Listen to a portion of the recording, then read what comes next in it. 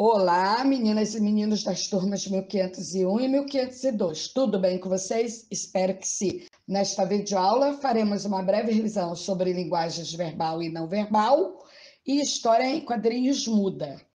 Sobre as linguagens verbal e não verbal, nós, os seres humanos, somos os únicos animais capazes de falar e expressar nossas ideias por meio da linguagem. E, embora saibamos que existam aves como o papagaio que aprendem a falar algumas palavras, estas apenas imitam os sons dos humanos. Para conversarmos com alguém, é preciso ouvir, entender o que foi dito, elaborar o nosso ponto de vista e expressá-lo. Para ler uma carta ou um livro, é preciso primeiro conhecer as letras, as palavras e, mais do que isso, é preciso interpretar o que está sendo lido. E quando escrevemos sobre algo, precisamos organizar as nossas ideias para nos fazer entender por meio da escrita. Essas são formas de comunicação verbal. No celular, há ícones usados para as pessoas se comunicarem, interagirem em redes sociais ou acessarem outros recursos. Por isso, sabemos que ao selecionarmos o ícone da câmera, podemos tirar fotos de pessoas, paisagens, selfies e filmar eventos. Quando alguém está dirigindo, é preciso conhecer e entender as placas e sinais de trânsito. Então, se o semáforo estiver verde para o motorista, ele deve saber que pode passar. E se estiver vermelho, ele deve saber que tem que parar. Se encontrarmos um E dentro de um círculo atravessado por uma faixa vermelha e inclinada, sabemos que ali, naquele lugar, é proibido estacionar. Quem nunca viu o ícone com desenho de um boneco jogando lixo na lixeira?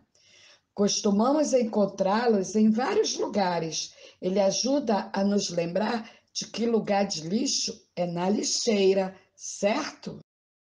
Em hospitais, emergências, postos de saúde, costumamos ver uma placa com a foto de uma enfermeira com o dedo indicador sobre os lábios. Ao olhar a imagem, sabemos que devemos fazer silêncio.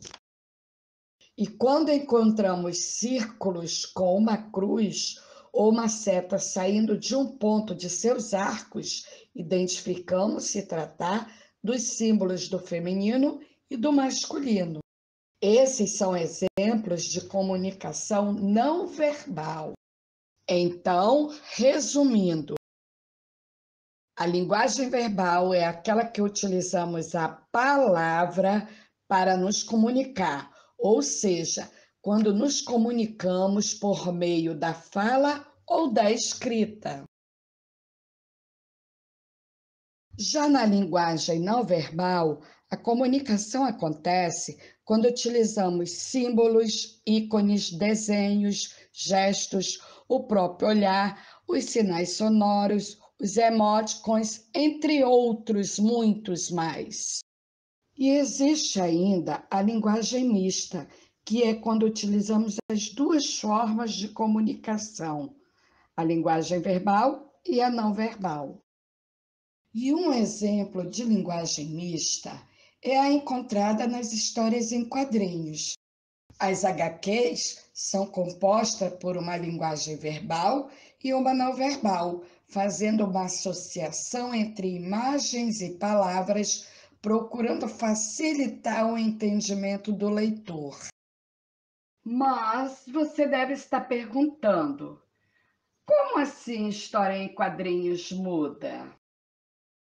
História em quadrinhos muda, ou simplesmente HQ, como conhecemos, é uma história sem texto, onde os fatos são contados através dos desenhos das personagens, de suas expressões e ações. O objetivo da HQ, sendo muda ou não, é divertir e também informar.